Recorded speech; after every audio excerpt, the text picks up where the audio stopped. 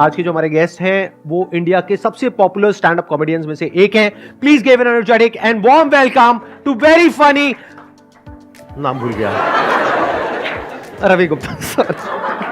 रवि गुप्ता।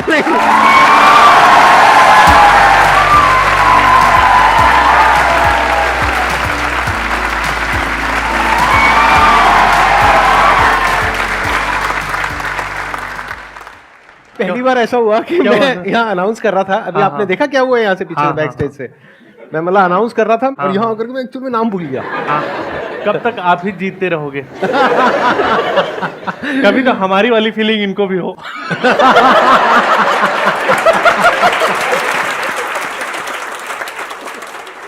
मैं सर को बहुत शुरू से देख रहा हूँ, मतलब मेरा नॉस्टैल्जिया वाली फीलिंग आ रही मुझे, क्योंकि हर एक टाइम आता है जब जिंदगी में सबको संदीप महेश्वरी तो चाहिए ही होता है।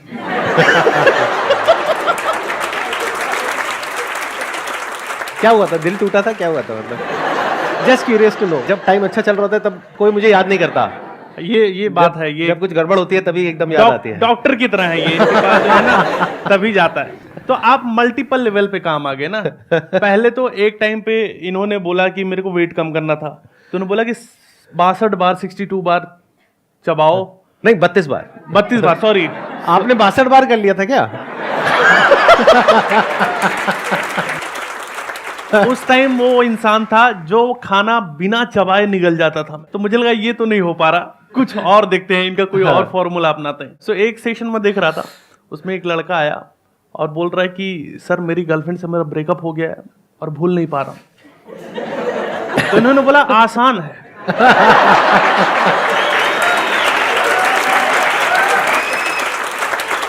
इसने बोला नहीं आसान है। बोल रहा है आपके यहां से एक सेशन करके गया था, how to not forget things. तब से ऐसा हुआ होगा।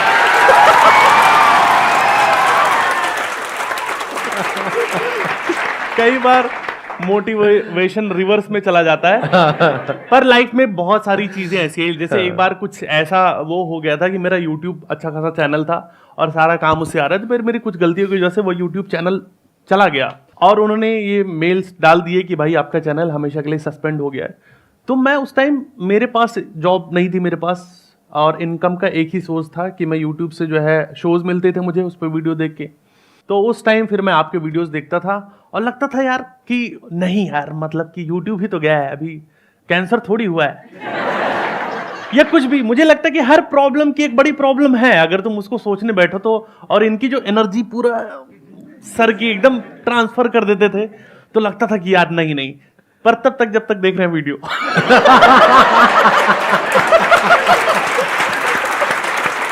वीडियो देखते टाइम तो यस कर देंगे, फिर बाहर जा रहे हैं पार्क में बैठेंगे, अरे यार। पर एक्चुअली ये बहुत एक दवाई जैसा काम करता है सर का मोटिवेशन या सर की बातें ना, मतलब इतनी पॉजिटिव चीजें, इतनी पॉजिटिव एनर्जी, वो चीज तुम्हारे अंदर चली जाती है और एक्चुअली दिशा बदलने वाली चीजें होती हैं। ये बातें हैं, ये अब मैं बोलने के लिए नहीं कह रहा हूँ। लाइफ में बहुत सारी चीजें ऐसी आती हैं जहां पर लगता है कि यार कुछ समझ नहीं आ रहा, पर कुछ एक या किताब या कुछ वीडियो देखने की जरूरत होती है उस टाइम, और वो चीजें पूरी बदल देती है। कौन है जिसके पास में कुछ मजेदार कुछ है पूछने के लिए, कुछ कंट्रोवर्शियल है? क्या मैंने देखा यूट्यूब पे आपकी कोई कंट्रोवर्सी नहीं है, कुछ एक आध होनी चाहिए? नहीं, चलो फिर कर ही देते हैं। नहीं, अच्छा लगा जितनी देर बात की।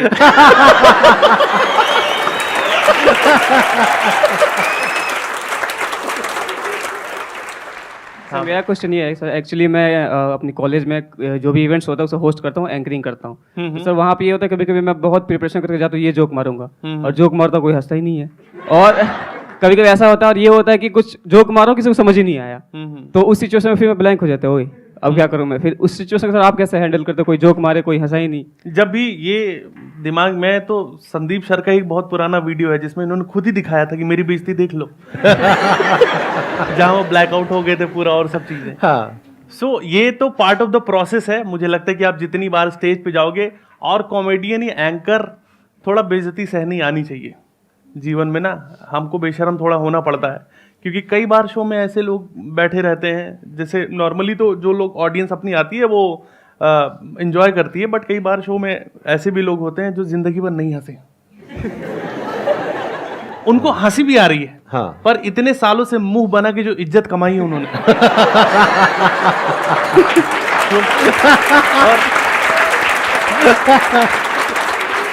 वो ऐसे कैसे खत्म कर दें। हाँ। तो पूरे शो में उनका रिएक्शन ऐसे रहता है कि हाँ। या ही इज फनी, बढ़िया तो कर रहा है। और कुछ लोग का रिएक्शन ऐसे रहता है कि ये बोलता ही रहेगा क्या, साड़ी पहन के ये नहीं आएगा नाचने के लिए। भाई कॉमेडी है, कुछ तो होना चाहिए। एक शो में तो सर मैंने देखा था, एक अंकल ने दूसरे को डांट ही दिया था, बोले कि सामने वाला बंदा कुछ बोल रहा है, तुम हा हा हा हा कर रहे हो।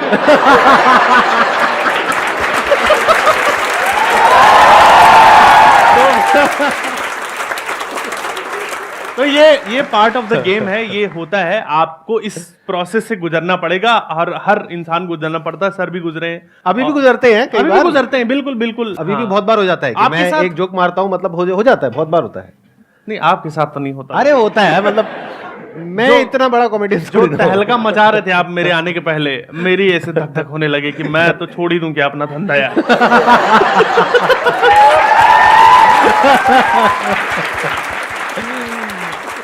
मतलब हल्के फुल्के तरीके से संभालो उसको, क्योंकि अगर आप नर्वस हो गए तो वो एक एनर्जी होती है ऑडियंस की, मतलब ऑडियंस समझ जाएगी, ऑडियंस पकड़ लेगी कि भाई यहाँ पे कुछ गड़बड़ हो गई है। अब ऑडियंस एक अलग जोन में चली जाएगी। लेकिन वैसे मैं आपको जनरली बता रहा हूं, अगर आप एंकरिंग कर रहे हो या कॉमेडी कर रहे हो या परफॉर्म कर रहे हो, किसी भी तरीके से बोल रहे हो, तो ऑडियंस आई है इसी उम्मीद में कि आप अच्छा करो।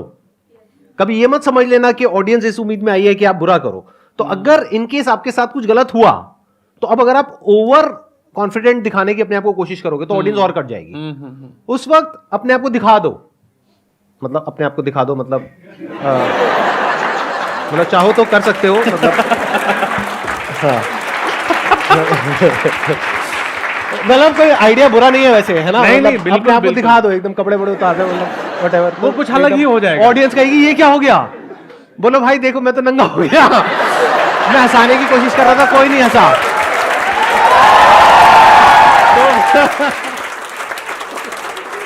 आप समझ लो कि आप बेइज्जती का लेवल पार कर गए ना। अभी हाँ। तक आप एम्बेरस हो रहे थे, अब ऑडियंस हो रही है, ओहो ये क्या अभी हो और गया? उतारेगा क्या?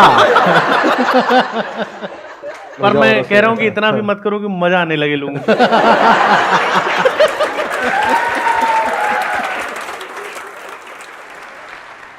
मैं भी मतलब प्रैंक करता था और कॉमेडी और डांस, तो मैं बहुत मतलब डिमोटिवेट हो जाता था, क्योंकि जब मैं प्रैंक करता था एक ऐसा नौबत आ गया था मेरा कि मैं ओनली जो पीके का सीन है ना आमिर खान सर का, कच्चा पहन के मैं पूरा गोरखपुर में हाथ लोगों से मिला रहा था प्रैंक करने के लिए। तो उसके बाद से मतलब मुझे बहुत आलोचना सहना पड़ा, फैमिली से, दोस्तों से बनता है। और साथ में जो मेरे दोस्त है वो वायरल हो गया काफी ज्यादा। वो 8 कपड़े लाख पहन के रहते थे या वो भी कच्चे में थे?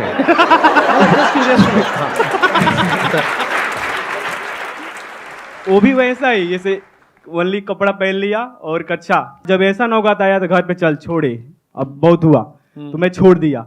2 साल से मतलब दिल्ली यूनिवर्सिटी में मतलब मैं पढ़ता हूँ, मेरा लास्ट ईयर है, फाइनल है। तो जब पढ़ता हूँ तो बार बार जो दोस्त है सब स्टेटस लगाते हैं व्हाट्सएप पे, देखता हूँ तो मन करता है मैं भी फिर से कर लूँ। वो अभी भी यही कर रहे हैं। जी सर। अगर तुम्हें लगता है, देख के मत करो, तुम्हें किस तरीके से कर सकते हो। नंगे हो तो सड़क पे मत जाओ सबसे पहले, ठीक है? ये बंद करो। हमारे सबके साथ में प्रॉब्लम पता है क्या है? हम ये देखते हैं कि हमारा क्या करने का मन कर रहा है।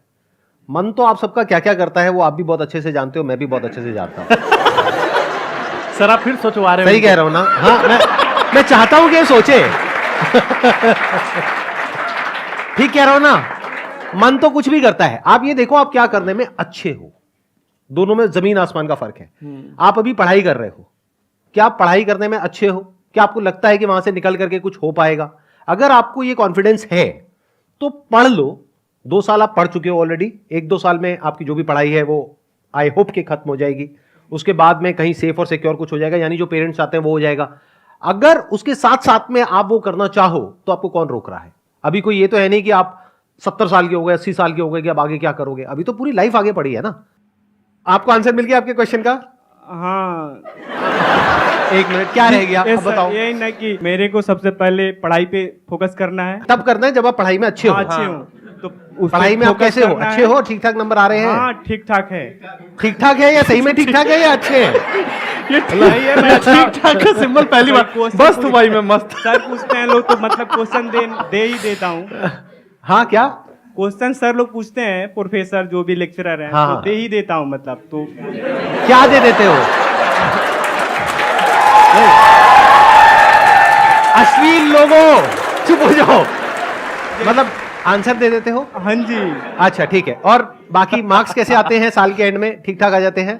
हाँ, ठीक ठाक आ जाते हैं। मतलब टॉप करते हो या कैसे? टॉप तो नहीं करता हूँ, लेकिन एवरेज नहीं, पास से भी ज्यादा ही। ठीक है, तो आई होप आपको आंसर मिल गया आपके क्वेश्चन का। हाँ, बस ये कि मैं तो पढ़ाई पे ही ध्यान दूंगा और कुछ नहीं। Let's give big round of applause for him. Sir first of all आज तो मैं बहुत खुश हूँ आप दोनों से मिलके एक साथ। सर तो मेरा आपसे क्वेश्चन है कि जैसे कि आप पब्लिक के साथ तो कॉमेडी करते ही हो, घर पे भी कॉमेडी की आपने कभी? और अगर की है तो उसका रिएक्शन कैसा रहा है, अच्छा या बुरा? तुम चाहे लाइफ में जितने भी बड़े हो जाओ, चाहे तुम दुनिया लूट लो, मेरी बहन मुझसे बोलती कि तुम्हारे लिए टिकट लेके आते हैं लोग।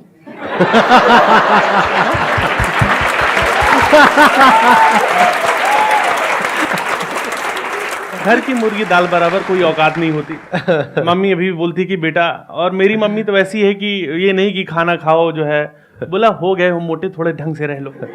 तो जो भी हम जो शो करके जाते हैं जब भी कहीं पर, तो वो जो रश रहता है, एड्रेनलिन, वो हर जगह जो है प्यार मिलता है जनता से, और लगता है कि तुमने कुछ तो तबाही मचाई है। और घर जाते हो तो तुम घर वाले बोलते आओ बेचा आ गए, तुम क्या ही कर रहे हो लाइफ में। तो कॉमेडी तो निकल जाती है अंदर कहीं और जो है, और बस बातचीत होती है, खुश हैं घर वाले। सर हमारे लिए भी कोई कि हम घर पे कॉमेडी कर सके, कोई ऐसा आइडिया? आप घर पे कॉमेडी कैसे कर सको? आप शादी के लिए हाँ कर दो।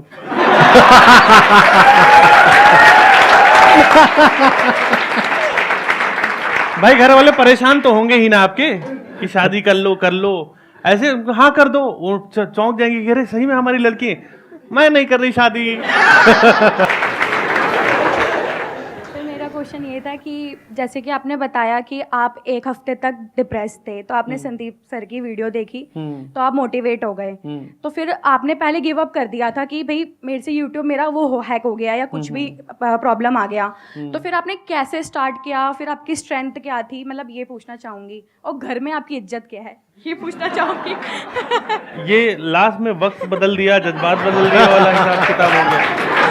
सबसे पहली बात तो जब मैं बहुत परेशान हो गया था लाइफ में, तो मैं मोमोज खाने निकल गया था। क्योंकि एक इंस्टेंट तरीका तो वही था कि अभी इस टाइम मेरे को वही खुशी दे सकता है। फिर उसके बाद थोड़ा लगा यार कि ना, मतलब कि फिर जब ऐसी लाइफ में आ जाए ना कि तुमको लग रहा है तुम्हारी लाइफ में अच्छा नहीं हो रहा, तो तुम ऐसे दोस्त बनाओ जो तुमसे ज्यादा गिरे हुए हो नीचे। ऐसे लोग बनाओ जो ना, मतलब जिनकी हालत बहुत खराब है। मैं वो चीजें सोचने लग गया था कि यार क्या खराब है, और मुझे कुत्ता तो नहीं काटा ना रास्ते में चलते हुए, वर्स्ट और सोचने लग गया था मैं। लेकिन वो थोड़ी देर के लिए होता है, धीरे धीरे करके आप वो हील करने में टाइम लगता है, क्योंकि वो चीज़ बहुत अंदर तक आपके अंदर है और वो बार बार रहती है ना, तो वो प्रोसेस है, वो आपको समझते रहोगे और धीरे धीरे आपको समझ में आएगा कि अगर आप उस तरफ ही जाओगे तो आपको लगेगा कि नहीं भाई, लाइफ और भी है और तुमको उससे निकलना है, तुमको आगे जीना है और तुमको करना है कुछ। इज्जत की बात ऐसी है दोस्त कि मेरी जिनसे शादी हुई थी उनको मैं, जब मेरी वीडियो वायरल हो गई और मेरा पहला शो पूरा हाउसफुल हो गया और मैं बहुत खुश था। मैंने देखा कि लाइन लगी हुई है मेरे शो के लिए, और मेरी वाइफ भी अभी जो है उस टाइम गर्लफ्रेंड थी, और शो खत्म हुआ, लोग सेल्फी वेल्फी लेके गए, फिर मैं उनके पास गया, मैंने बोला कैसा लगा शो, तो बोली खाना खाना है। तो यही इज्जत है, प्रायोरिटी सेट है।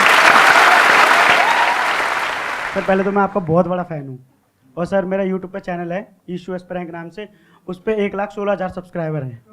तो सर जैसे मैं कहीं जाता हूँ तो लोगों को वैसे तो पता नहीं रहता मेरे बारे में, और कई बार पहचान लेते हैं मेरे को, तो कोई और बताता है कि ये यूट्यूबर है, तो मेरे से पूछते हैं कि भाई तू तो बहुत पैसे वाला होगा, तेरे पे तो ये होगा वो होगा। तो सर आपके साथ भी ऐसे होता था और आप जवाब क्या देते थे? मैं तो हूं पैसे वाला ना।